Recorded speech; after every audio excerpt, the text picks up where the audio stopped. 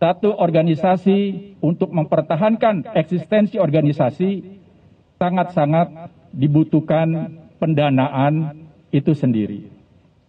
Tentunya JI terus melakukan upaya-upaya bagaimana pendanaan didapat oleh organisasi untuk tetap mempertahankan eksistensi dari kelompok teroris JI ini. Ada dua sumber pendanaan. Yang pertama, pendanaan internal. Ini melalui infak yang diberikan setiap bulan dari seluruh anggota kelompok teroris JI ini. Besarannya sekitar 2,5% dari pendapatan anggota setiap bulannya. Kemudian sumber yang kedua, ini melalui eksternal, yaitu dengan mendirikan lembaga amil zakat Baitul Mal Abdurrahman bin Auf.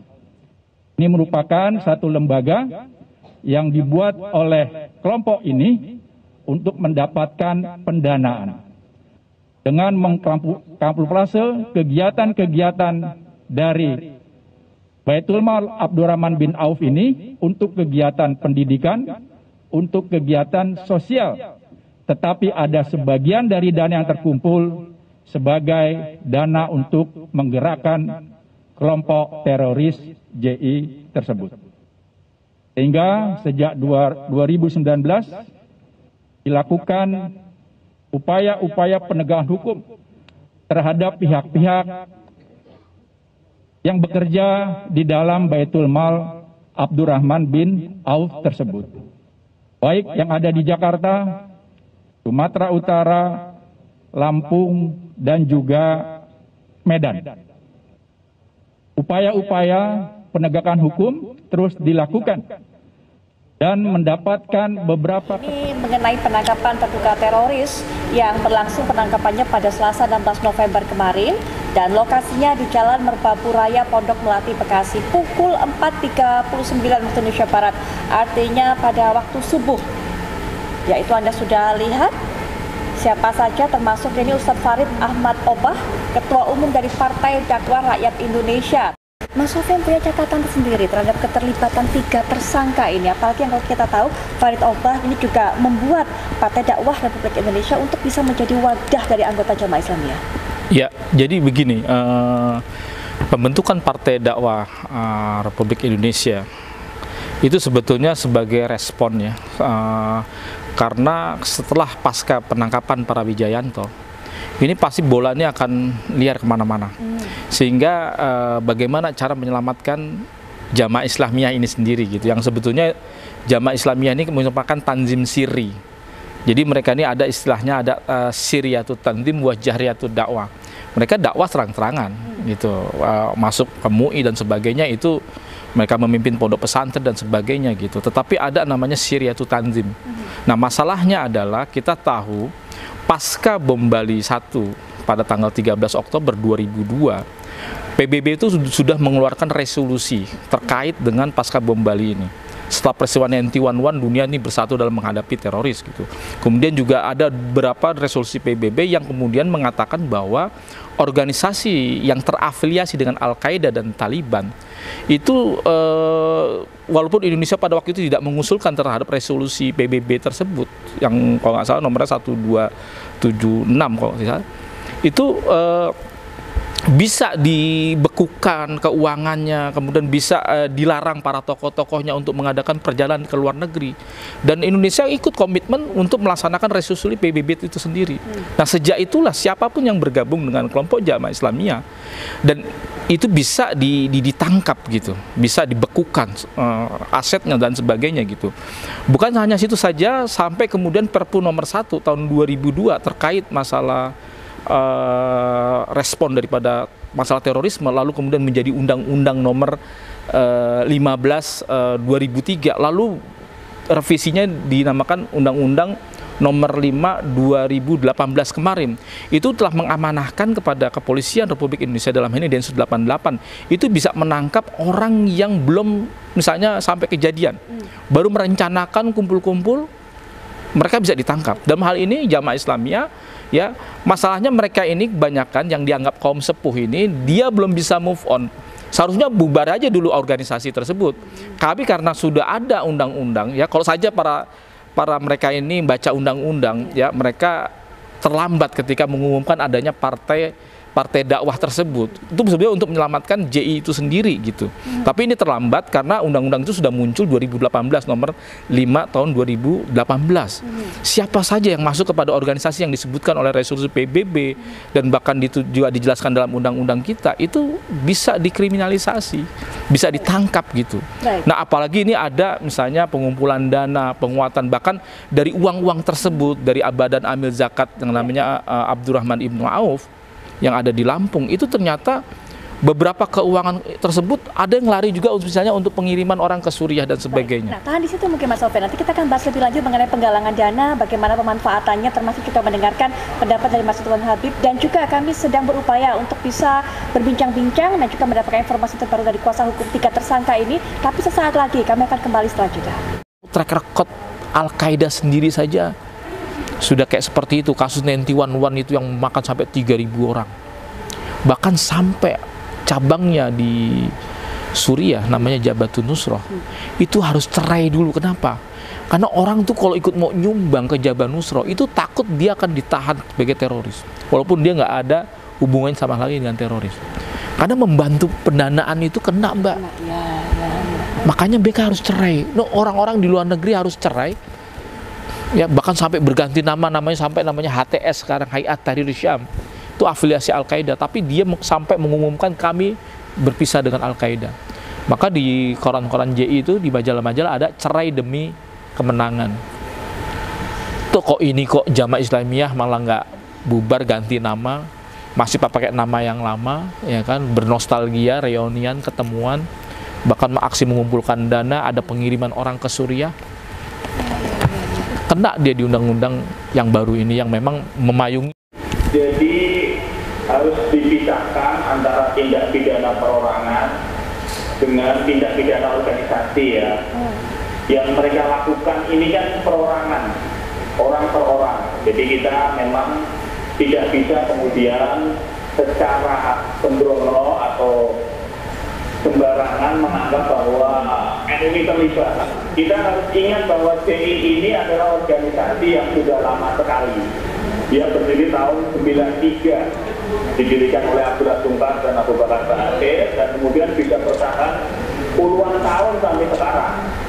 Ini membuktikan bahwa ini organisasi yang pintar mensiasati situasi. Baik, sebelum nanti Mas Sofyan Sauri juga bisa berikan informasi tambahan mengenai adanya penggalangan dana dan manfaatannya, apalagi tadi Mas Sofyan juga sudah menjelaskan bahkan ada LBH, tapi kami juga akan membawa Anda untuk bisa mendengarkan bagaimana keterangan terbaru disampaikan oleh Bapak Ismar Syafruddin selaku kuasa hukum dari 3 tersangka ini. Assalamualaikum warahmatullahi wabarakatuh. Selamat malam Pak Ismar. Iya, kalau menurut kami memang terlalu berlebihan apa yang dilakukan oleh teman-teman dari penyidikan. Ini negara hukum, ada pihak, ada cara yang tidak bisa dilanggar, ada hak-hak dari terdakwa juga, dari tersangka itu sendiri yang harus kita hargai, kita harus hormati, ya.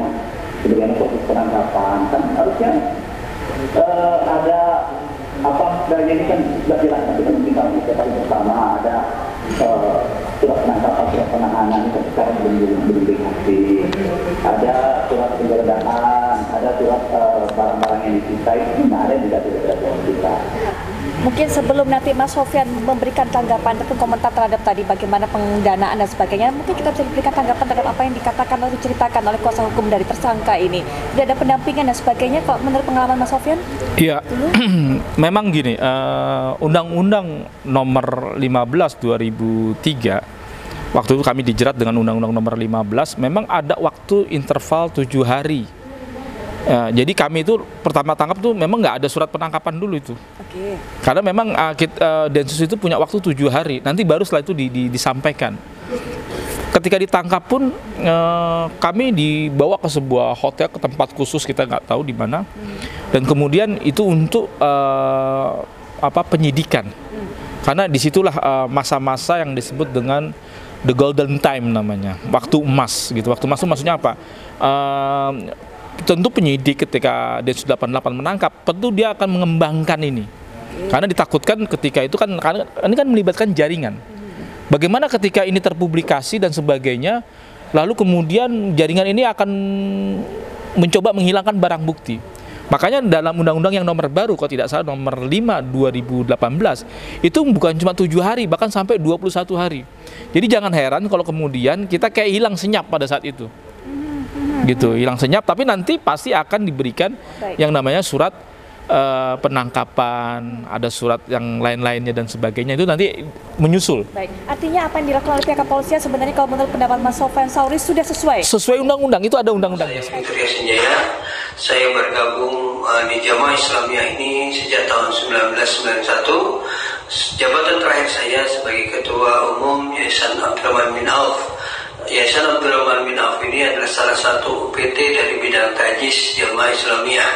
Pemasukan dari Yayasan Abdurrahman bin Auf ini terdiri dari kotak amal, donatur personal dan donatur umum, dan online. Pemasukan yang terbesar kami adalah dari penyebaran kotak amal yang disebarkan di seluruh wilayah Nusantara dan pernah tercapai 28 miliar per tahun.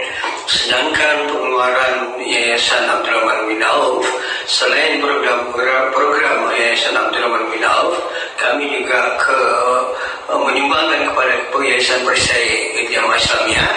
Kemudian khidmat Jamaah Islamiyah pernah tercapai dalam satu tahun 28 miliar. Demikian penjelasan dari kami. Lebih kurang saya mohon maaf. Wassalamualaikum warahmatullahi wabarakatuh. Bismillahirrahmanirrahim. Assalamualaikum warahmatullahi wabarakatuh. Perkenalkan, saya Wahyu Hidayat. Saya akan sedikit memperkenalkan terkait diri saya. Jadi saya bergabung ke JI sekitar tahun 2016. Saya aktif di Syam Organizer. Syam Organizer adalah lembaga kemanusiaan yang berada di bidang tabligh, di bawah bidang tabligh Jamaah Islamiyah. Jadi saya sampaikan terkait Syam Organizer. Syam Organizer ini sumber pemasukannya diantaranya dari kegiatan-kegiatan publik, kemudian dari donatur tetap Syam Organizer, dari internal personal Jamaah Islamiyah, kemudian dari online, kemudian dari kota amal. Jadi pemasukan Syam Organizer pernah mencapai kurang lebih 16 M per tahun.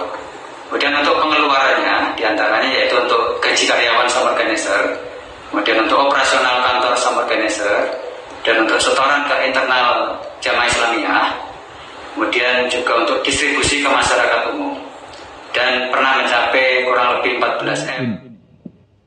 Ada 28 berita acara pemeriksaan tersangka, keterangan ahli, dan juga dokumen-dokumen yang menjurus kepada para tersangka, yaitu FAO, kedua tersangka AZA, dan ketiga tersangka AA, di mana di dalam organisasi Baitul Mal Abdurrahman bin Auf, tersangka AZA sebagai Ketua Dewan Syariah Lembaga Amil Zakat Baitul Mal Abdurrahman bin Auf.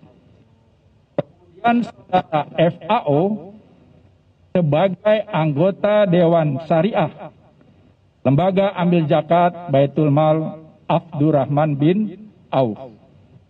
Dan saudara AA itu sebagai pendiri daripada perisai. Perisai adalah satu badan yang dibuat untuk melakukan perbantuan hukum terhadap anggota kelompok teroris JI yang tertangkap oleh Densus 88. Sekaligus juga memberikan bantuan kepada keluarga dari anggota-anggota kelompok JI yang tertangkap tersebut. Sehingga apa yang dilakukan pada Densus 88 tanggal 16 tersebut memiliki dasar yang kuat sehingga ketiga tersangka ini sekarang telah diamankan oleh Densus 88. Sekali lagi, apa yang dilakukan oleh Densus 88 murni sebagai penegakan hukum yang tegas, dan kedua, tidak ada kriminalisasi terhadap kelompok siapapun. Ini rekan-rekan kronologis daripada kegiatan yang dilakukan oleh Densus 88.